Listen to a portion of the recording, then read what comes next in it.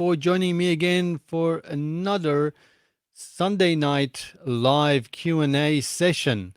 So, if you've just joined in from anywhere in the world, good morning, good afternoon, and good evening to you as well. Of course, Sunday night for me is Sydney, Australia time.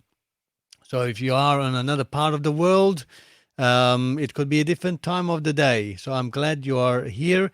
And as always, if you have any questions, use the link on this side to talk to me, and I've tried to answer as much as I can to those questions. And of course, I do have a topic that I want to talk about today.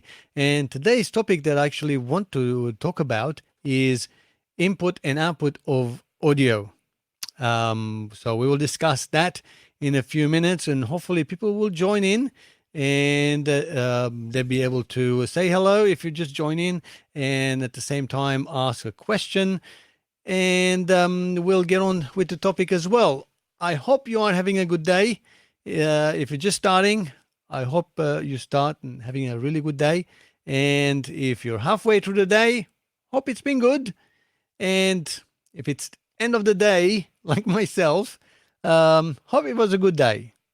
Well, you probably can tell from my look. I've been in the studio most of the day. Well, actually, since after lunch, so which is most of the day. It is 10:30 at nighttime here, and the recording session just finished, and I just saw basic editing, and then I just emailed the client a rough mix for them to listen to. So when they come back next week, they'll be able to sort of listen to that throughout the week and work out what things they need to fix and change and so on. So, again, it's just another part of the day doing recording. Of course, recording music and songs is a hobby for me, and I normally do this on the weekends that our clients come in, and throughout the week I'm just sort of editing and fixing and mixing songs for clients as well. Every now and then I do release my song. And if you have heard any of my songs, this year I released 3 songs. The first one was No Regrets earlier this year, and not too long ago I released Sidewalk Love. And again, recently in the last couple of weeks, I also released another song, Ain't No Angel. So if you have sort of heard those songs, let me know what you like, how you like it. And of course, it's all been recorded, arranged in this studio. Well, let's see if there's anybody here. It says there's about 9 people joined in, probably more, and it's increasing. Don't be shy, say hello. And if I don't see on the screen somehow here, I will definitely try work out why not, because I am powered by these people here. StreamYard, a really great sort of app to use for live streaming.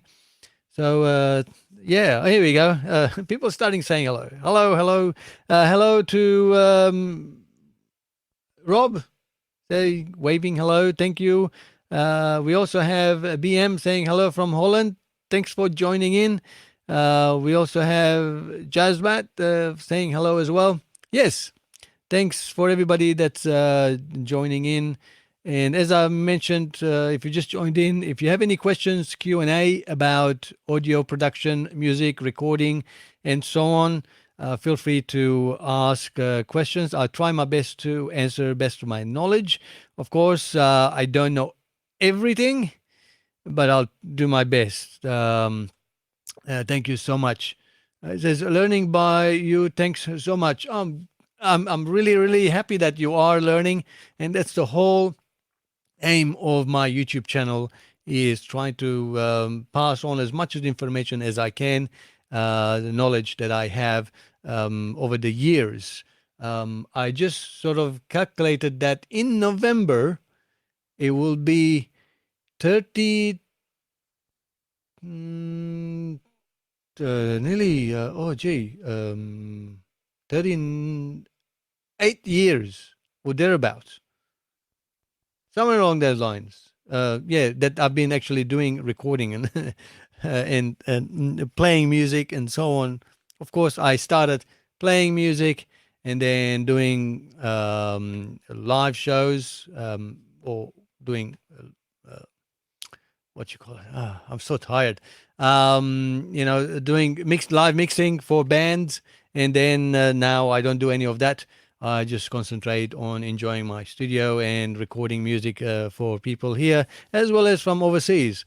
So let's get on with the topic because I don't want to drag on too long. And the topic for today that I'm going to talk about is input and output of audio, how important it is, because I do get lots of comments on many of my videos on YouTube. What's the best microphone to buy? What's the best audio interface to buy? And what's the best speakers to buy? And so on. And so let's talk about input and output. That and those two things are the most important things because the process in between, it all depends on how you want to do that. So, what do I mean by that? Let's look at the input. If you have an input, uh, that needs to be the best possible source that you can get. And in audio, I guess it'd be the microphone or the output of some audio system, which could be, let's say, your guitars, your keyboards, your synthesizers, and so on. So we need to make sure that we get the best sound coming in. And then we will process that to the way we like it. And then we need to output that. And usually the outputs are headphones or speakers. And let's look at speakers. So if we have a crappy speaker, doesn't matter how good our input source is, what we're going to hear coming out from the speakers, not the true representation. So it's going to be crappy sounding. Okay? So the as I mentioned, the two most important things that we need to look at is the quality of the input and the quality of the output. Because process in between, we can make things however we like. We can compress it. We can EQ it. We can make it noisy. We add saturation and all those things. It's just our liking, how we like the audio to sound. And these days, when we look at even the cheapest audio interfaces, they're still good quality. And we can use any computer, laptop, PC or Mac, and then we can process that audio. So when you are thinking of setting up your home studio, or if you are thinking of upgrading what you have, and you're deciding what to get to make your music sound better, think of input and output. And the first thing you should think about is the input source. Because if you don't get your input right, even if you have the crappy speakers at the moment, really tiny speakers or really cheap headphones, they will do, because later on, when you do get good speakers or high quality headphones, then they will reproduce the sound the way they should be intended as well. So make sure that you get a good microphone if you are capturing audio, through whether it's vocals or drums, acoustic guitars, and so on. So whatever your budget is, and if you need to save for it, save for it and get a really good microphone, which is versatile as well. That condenser microphones will do a really great job on capturing a really sensitive audio. And if you have loud dynamic sounds like drums, guitars, or even really screaming vocals, then dynamic microphones is what you need to get. Don't buy the cheap, because you're just going to be wasting your money. And I have demonstrated this many times in many of my videos. comparing a really cheap microphone and reasonably priced microphone. And I'm talking about $100, $200 range microphone. And you can get really great microphones for that price. So save your money and get a good one so you can capture the sound that's being generated. Think of it input and output also this way. If you are playing guitars, the input of that guitar instrument is you plucking the guitar strings. And the output of that guitar instrument is the amp and the speakers. So if you have a crappy input, meaning someone who can't play guitar, like me, or you have really bad tuned and old strings, you can have the best guitar, amp, and speakers, it will sound crap. Right? Of course it will. But at the same time, if you have a really great guitar player with fantastic guitar strings and you've got crappy amp and some small crappy 5-inch 5-watt speaker, it's not going to sound the same, is it? Of course not. So that's input and output. And that relates to pretty much everything, every musical instrument, anything else in life as well. You know, you put crap in your mouth, crap shit will come out as well. So it's the same thing. Or if you keyboard, if you have a keyboard player in the band that cannot play the music properly, out's gonna come up crappy sounds. Doesn't matter if you've got the best keyboard or synthesizer. Or vice versa. If you have really good keyboard player, but he's playing the little tiny, you know, $25 keyboard with little fingers, it's not going to sound good. So always make sure that your input and output are the most important things in your audio stream. And I hope that makes sense. Now, let's get some questions. If you've got any questions about input and output, this is the time for you guys to ask me, and I'll try to answer as much as I can about audio input and output. Gee, I spoke quite a lot. Let's see who we have. Some of the messages are not coming through. I don't know why. There's quite a bit of delay.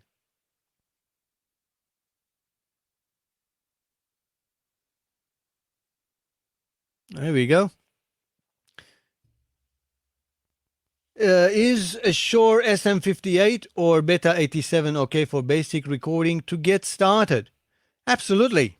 I do have an SM58 and I had 3 sets of them, 3 SM58s, and I still have them. And they were used during live performance by the band, by the vocalist, and backing vocals. And I still use them here in the studio. So SM58 is really great. And of course, the Beta 87 is pretty much the next level up. You can certainly go for that one. Definitely for dynamic, really great. One of the other things good about dynamic microphone, like the one you can see here, this is a $25 microphone that you are listening on with my vocals, that it's less susceptible to background noise because they have a very small area to capture the sound at. So if you've got a noisy location, or you've got noise in your room, you don't have much acoustic treatment to get rid of all of the reverberation and echoey effect in your room, dynamic microphones are really, really great. But of course, they don't capture all of the nuances like the condenser mic will do, but condenser is more sensitive, so it'll pick up any background noise that you have wherever you are recording. So it's a good idea to have, if you can afford to, if it's in your budget, to have one dynamic, one condenser microphone, and that's pretty much all you need to get started and create really great sounds. Hope that answers that question. Yes, definitely you can go with that. And Audio Technica ATR 2100 or AKG D5s. Um, of course, I don't have any of these AKG microphones. Not these. I do have AKG microphone, but not these ones. Um, I would highly recommend any brand name microphone that fits your budget. So don't go unbranded, unnamed. But at the same time, you should make sure that they are genuine Shure microphones. They are genuine AKGs because there are fake ones around as well, and they look very, very, very similar to the real thing. I believe I did make a video about the SM57 and the lookalike. They look very identical, but they perform differently. Their uh, characteristics are different. So make sure you check that out. That you get the genuine ones as well. But any brand name like the Audio Technica or AKG or Shure and many others like Sennheiser, um, they will they will not let you down. I'm pretty sure.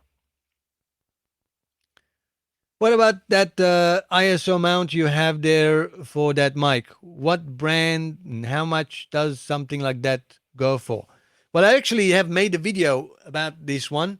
Just search on my YouTube channel, and I've actually tested it to make sure that if these things actually work or not. Do they actually cut down on the room reverberation or not? And you can find out. Just watch my video. I'm not going to tell you, but you can watch my video, and I've done a scientific test, sort of scientific test, to make sure that whether if it's worthwhile or not. I do use it depending on the vocalist as well, depending what's being sung into those vocal booths. All I can say is they definitely do help, but depends on your room. If you're in a small bedroom and you've got enough acoustic treatment or even drapes and things around, bookcases and whatever, and you don't have much room reverberation, they may not do much good other than take up space. But if you are in a room where there are lots of reverberations, they will certainly help. Or if you're doing voiceovers, they will certainly help. And I'm sure in that video I do mention where I can get this from. But of course, depending what country you are in, you might have to check out and find out where you can get them. But don't pay $200 for them. They're not worth $200. I think you shouldn't pay any more than $100 for them. And I remember David from Mixtool. I think he said he could get it from wish.com for about 20 US. Not as good as quality as this one, but they will still do the job. So I hope that helps. Okay. Jazbat says, I'm from India. Welcome from India. Actually, my clients that left were Indian. They were singing. It's good. What is your condenser microphone of choice? I use Rode NT1, the new one, which is actually at the moment behind there. And that's the most common microphone that gets chosen by my clients as well as myself, which is behind there. It's clean, it's clear, the noise level is very, very low. It's a great all-rounder and not expensive as well. Yeah, I think it's about 300 Australian dollars, so it might be a little bit cheaper in US because of the dollar conversion. You can't go wrong. I had that for about 4 or 5 years now. It gets used every day, every day. When I say every day, every time someone is here doing recording sessions. I've used it on vocals. I've used it on acoustic guitars. And I've used maybe once or twice on guitar amps as well, the electric guitar amps. But for that, I like to use the SM57. So that's my go-to most liked microphone, the Rode NT1. Not the NT1A, NT1. I'm pretty sure I have made a video about it on my channel. Um, Next question is, where do you access that video for the ISO mount? And thank you. Yeah, just search on my channel. Really, I don't have the links at the moment. Just search on my channel, and you should be able to find um, vocal boot or something like that. Yeah, I do apologize. I don't have the links at the moment. And we have Ron says, thank you. You're most welcome. You're most welcome. And before we go on to the next, more comments, I'm just going to go back to our topic for today, which was input and output. Now, as I mentioned, the most important thing about capturing the audio is the input, and make sure that you can buy the best you can afford for microphone, because these days audio interfaces, even the cheapest one, they have nice clean audio that's coming in. So if you have a good microphone to capture it, and good gear that produce sound, then you've got no problem in the processing end. Now the other end is, if you cannot hear what you've captured clearly using either your headphones, and my recommendation are speakers, then you're gonna misjudge when you are processing that audio. So even if you get good microphone to capture the audio, and then you're trying to process that in a mix of a song, let's say vocals, and you want to mix that into the song, if you don't have great speakers that you can trust, that you have learned and know of, then you're not going to be able to make a good, fair judgment of what you are editing. So, again, make sure you save up money and buy reputable speakers. They don't have to be massively expensive, even though speakers are probably the most expensive, I should say, one of the most expensive uh, gear in your studio, other than maybe your audio interface, and maybe your musical instrument. Um, so make sure you put the time and the effort and your budget into getting a good set of speakers. They don't have to be massive speakers. You have to judge the size of your speakers from by the size of your room. So if you are in a room like this one, all you need is 6 or 7 inch speakers, 8 inch at max. If your room is bigger than this is a 20 square meter room. If it's bigger than that, sure, you can go a little bit bigger, maybe 10 inch, but really don't need to go that big. But if you're in a bedroom, small room, just go to the smaller one. You will get better results. You will get cleaner results. You don't have to blast them out, because remember, when you are mixing, the best way to mix is at nominal level of sound. Don't turn your speakers all the way up and then try to mix.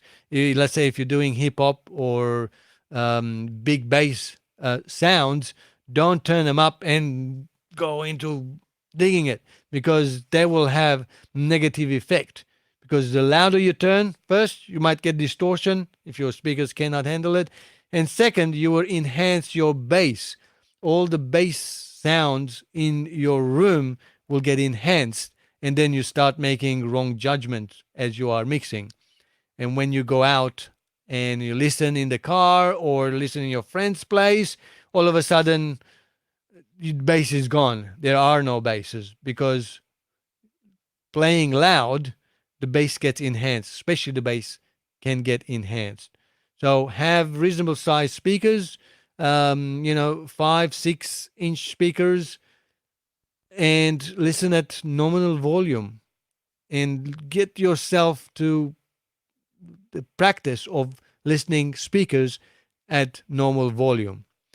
I mean, listening at normal volume, at the same time, you don't get ear fatigue. You don't hurt your ears. You can spend half an hour to 45 minutes just mixing the song, rather than, shorter time, because your ears will get fatigued and you're not going to be able to make a good judgment of what you are mixing. Okay, so get good set of speakers, save the money, get good set of speakers, the right size for your room, and then mix at normal level. So that's sort of my input on input and output. So that's my sort of advice on input and output. Those things are the most important things in your studio: input and output. Processing these days is no longer not as much as relevant than what it used to be before, because everything, especially if you're doing in the box, you've got plugins that have no noise. You have you can have multiple plugins and still have no noise. Where in the old days, every time you add a new gear, you added compressor, you added other things in between the audio. In analog time, each gear introduced noise and sound and hiss and all of that, and that gets accumulated on multiple channels. Well, that's not the case these days. So you can do with the most budget audio interfaces, and capture the audio, process in your computer, in your DAW, and then the output. So input and output are really important. I hope that makes sense. And let's go to the final part of the uh,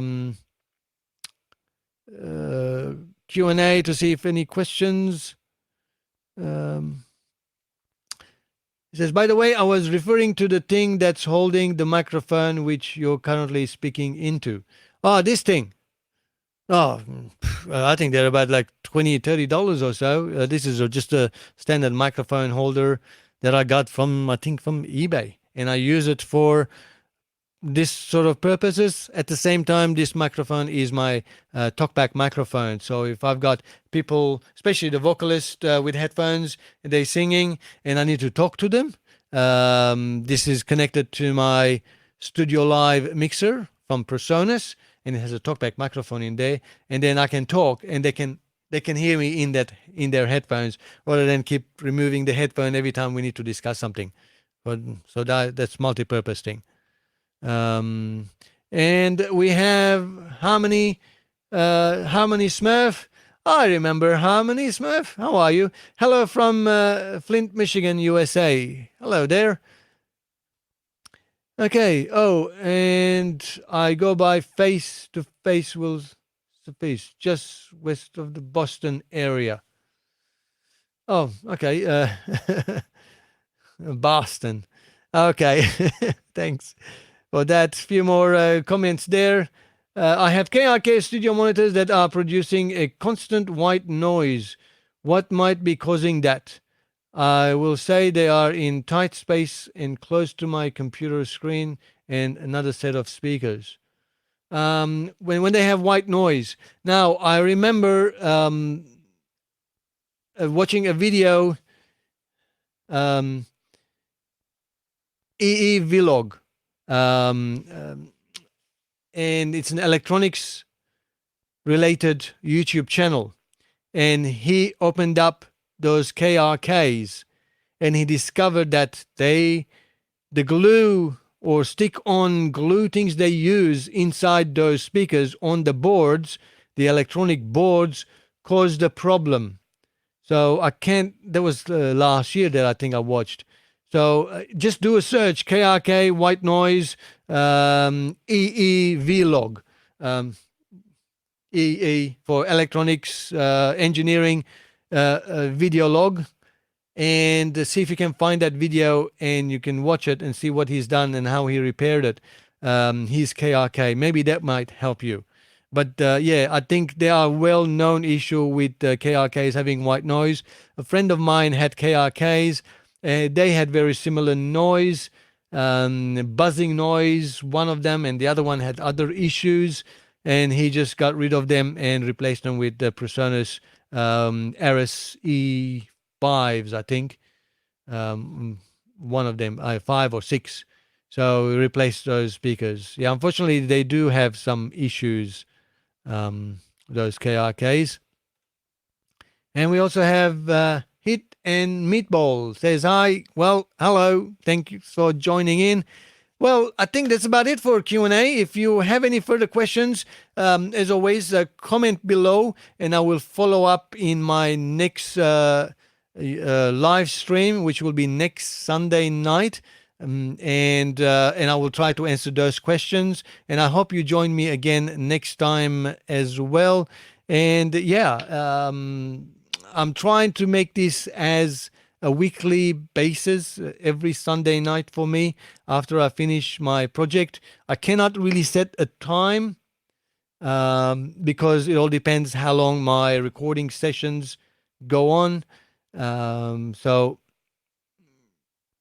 yeah, I hope to be able to do it every Sunday, but the time is not set. Just hit the bell so you always get notified as soon as I'm going live.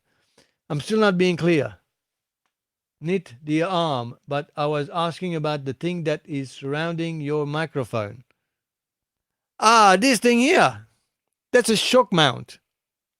You're talking where this microphone is sitting here, this thing here. Okay, that is a shock mount, and you can just buy it from eBay. And this one particularly, I have purchased from Swamp Industries, which is a company, a local Australian company that they sell it, and it's really great. It's designed for pencil condenser microphone, but of course the size of it, it allows me to put this microphone as well. So it's less susceptible to room noise, especially on my desk. When I'm using this as a talkback microphone, things are moving, so the vocalist on the headphones doesn't keep hearing noise in there. So that works well. Ah, sorry, I do apologize. I wasn't sure what you were referring to. Hope that answers that question. The adapter holder, they are called shock mounts. Um, You're most welcome. Anyway, past the half 30 minutes time. I thank everybody for joining me again, and I hope I'll see you next week. Till next time, as always, thanks for watching and have a great time making music. And remember what I said, the whole thing is, important thing is input and output. Have a good input and have a good output, and you're good to go. Cheerio, guys.